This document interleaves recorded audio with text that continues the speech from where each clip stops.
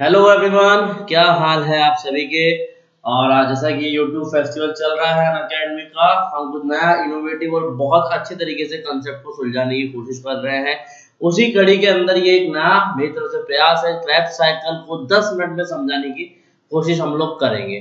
सभी बच्चों को बहुत मुश्किल लगता है क्रैफ्ट साइकिल, यानी कि रेस्पिरेशन प्लांट ही एक तरीके से मुश्किल चैप्टर समझा जाता है, क्योंकि इसके अंदर बहुत सारे डिटेल फ्लो चार्ट्स मिलते हैं, बहुत सारी डिटेल साइकिल्स मिलती है, उनके आउटपुट्स मिलते हैं और बहुत कॉम्प्लेक्स नेम्स आते हैं। जैसे ग्लाइकोलाइसिस की अगर हम बात करें तो 10 स्टेप का प्रोसेस होता है, ठीक है। वैसे उसके बाद फिर आता है link reaction, then we saw the Krebs cycle, उसके बाद एटीएस। तो ये चैप्टर में थ्योरी कम है, समझने का चीजें ज्यादा हैं, दैट्स व्हाई बच्चों को यहाँ पे दिक्कत ज्यादा होती है। तो let's start, do not waste the time.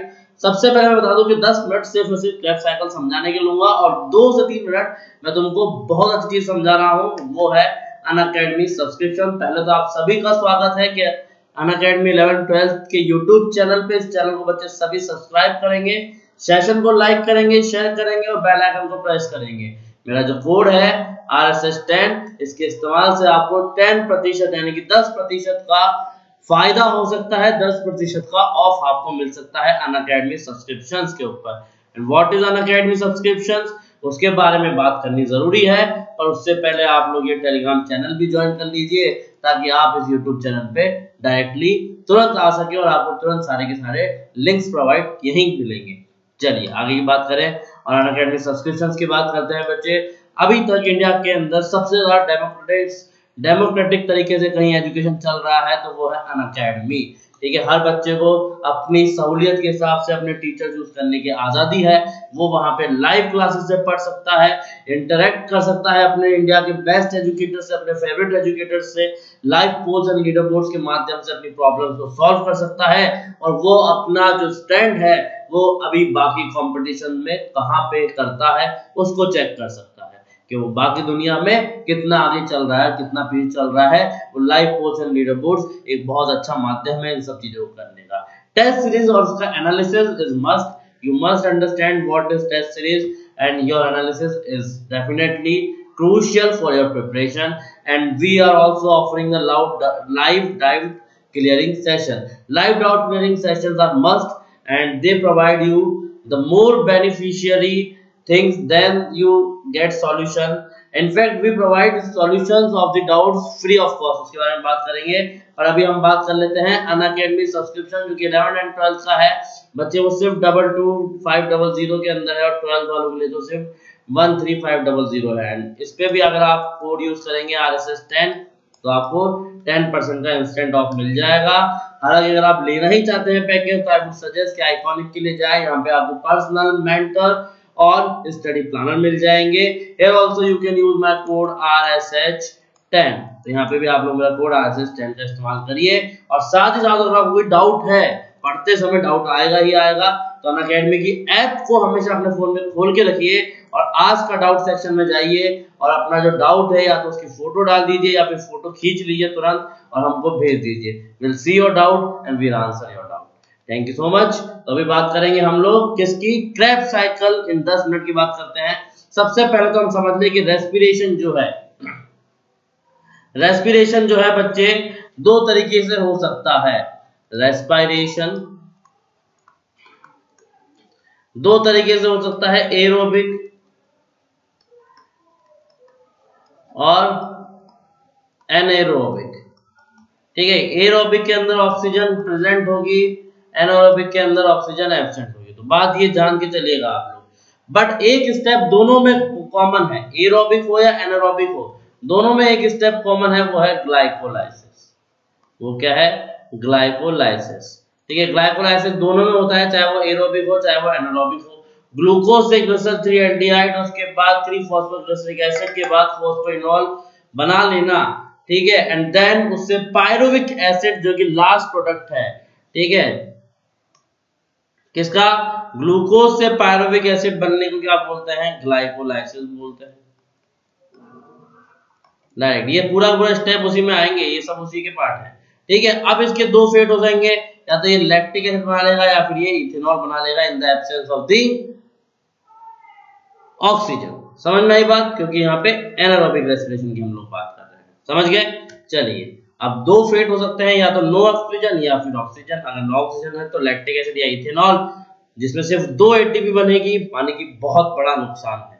और अगर ऑक्सीजन प्रेजेंट है तो 30 से 32 एटीपी बनेगी माइटोकॉन्ड्रिया के अंदर ऑक्सीडेटिव फॉस्फोराइलेशन से। समझ में आ गई बात। बट ये स्टेप दोनों में कॉमन है, पायरूवेट दोनों में बनेगा, ग्लाइकोलाइसिस एरोबिक एनारोबिक दोनों में कॉमन है। यहाँ तक कि हमने बात कर ली, ग्लाइकोलाइसिस आपको पता है, सिंपल है। चलिए स्टार्ट करते हैं, हम लोग एरोबिक रेस्पिरेशन की बात करेंगे। आप सबको बता दूं कि ग्लाइकोलाइसिस कहाँ पे हो रहा है। ग्लाइकोलाइसिस आपके साइटोप्लाज्म में हो रहा है, ठीक है। कहाँ पे हो रहा है, साइटोसॉल या फिर साइटोप्लाज्म में हो रहा है।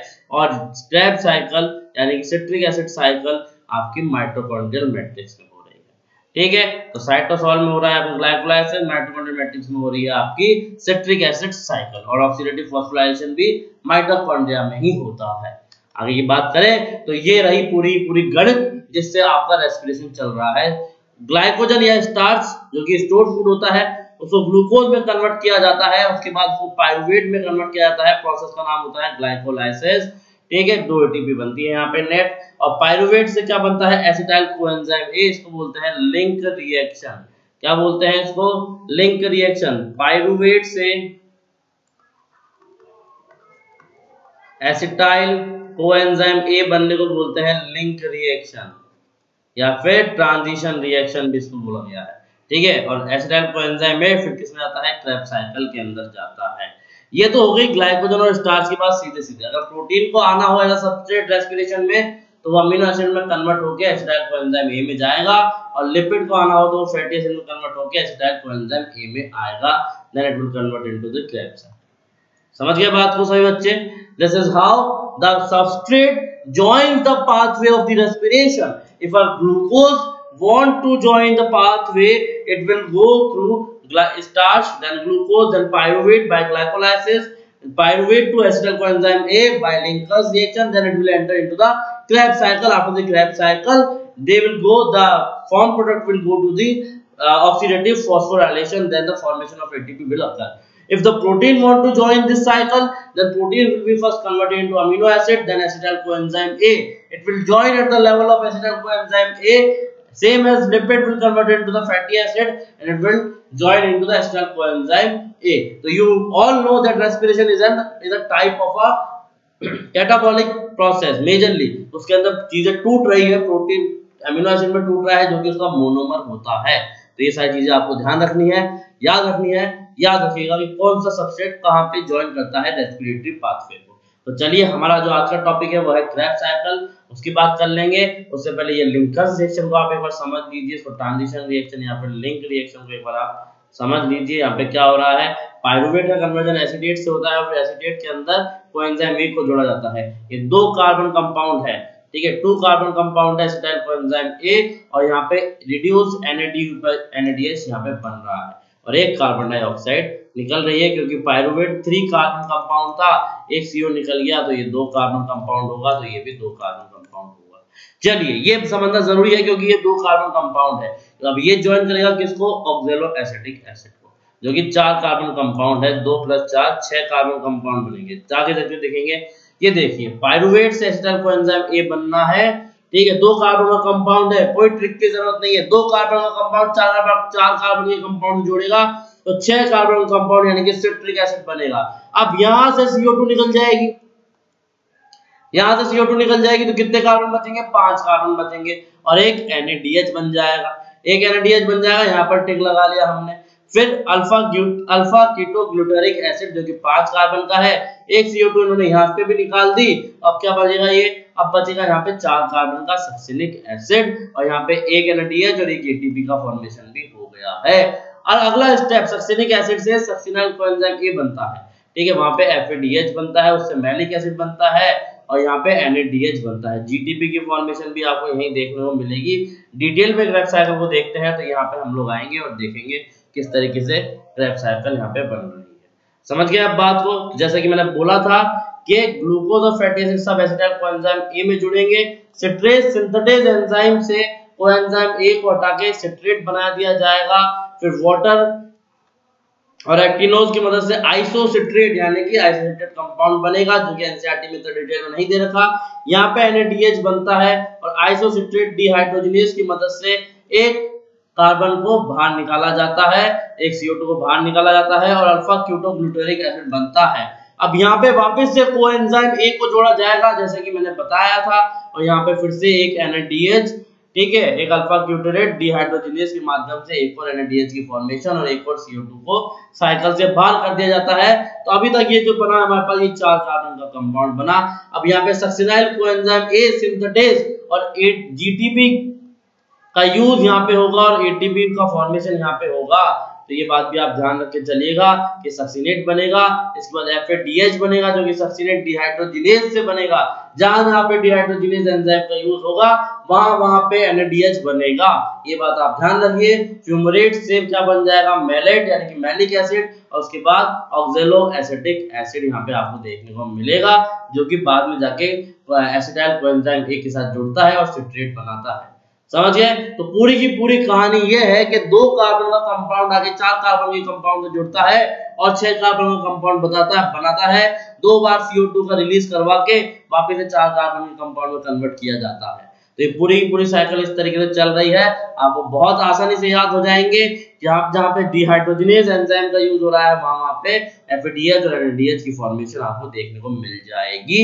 और GDP और GTP का भी ध्यान रखेंगे कौन से स्टेप में मिलती है, और वाटर और CO2 का रिलीज कहाँ पे हो रहा है, ये भी इंपॉर्टेंट एस्पेक्ट है क्रैब्स साइकिल के। तो चलिए जो फाइनल रिएक्शन होती है उसके बारे में ध्यान रख लीजिए, जो कि बहुत जरूरी है। पायरुविक एसिड के साथ साथ 4 NADH और 1 FAD और 2 H2O और 1 ADP प्लस इनऑर्गेनिक फॉस्फेट लगेगा तो 3 CO2 निकलेंगे। ये एक पायरुविक एसिड की है, ये 1 पायरुविक एसिड की है। तो एक ग्लूकोज के अंदर 2 पायरुविक एसिड होते हैं, तो मतलब 2 साइकिल चलेगी सिट्रिक एसिड की।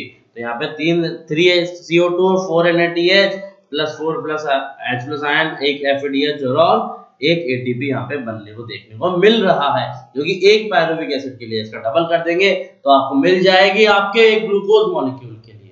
तो यहाँ तक की बातें सभी क्लियर है। याद रखिएगा क्रैब्स साइकिल माइटोकॉन्ड्रियल मैट्रिक्स में होती है, जो कि एक इंपॉर्टेंट एस्पेक्ट है। चलेंगे आगे। The product of citric cycle is from the one citric acid cycle the following product are obtained, एक GTP, एक 3 NADH, 1 FADH और 2 CO। ठीक है, ये बनेंगे। और रीजनरेटेड ऑक्जेलो एसीटेट, जो रीजनरेटेड ऑक्जेलो एसीटेट है, ये सारे के सारे फाइनल प्रोडक्ट है। क्या है, सारे के सारे फाइनल प्रोडक्ट। इसको ध्यान रखिएगा, याद रखिएगा। ज्यादा मैं आपको बता दूं कि आप मेरा कोड RSH10 से अनलॉक कर सकते हैं फ्री कंटेंट को। आप मेरे कोड RSH10 से फ्री कंटेंट को अनलॉक कर सकते हैं। Just you have to log in the app and put my code RSH10 for any special class you want to watch. Same you can do for quizzes also, and you can use my code RSH10 for instant 10% off on any Unacademy subscription. Get a subscription, guy. Be serious in your study and have a good day.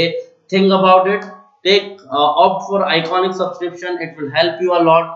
I personally recommend the Iconic one. तो Iconic के लिए जाओ, पढ़ो, देखो, उसको एक बार समझने की कोशिश करो। बहुत बढ़िया।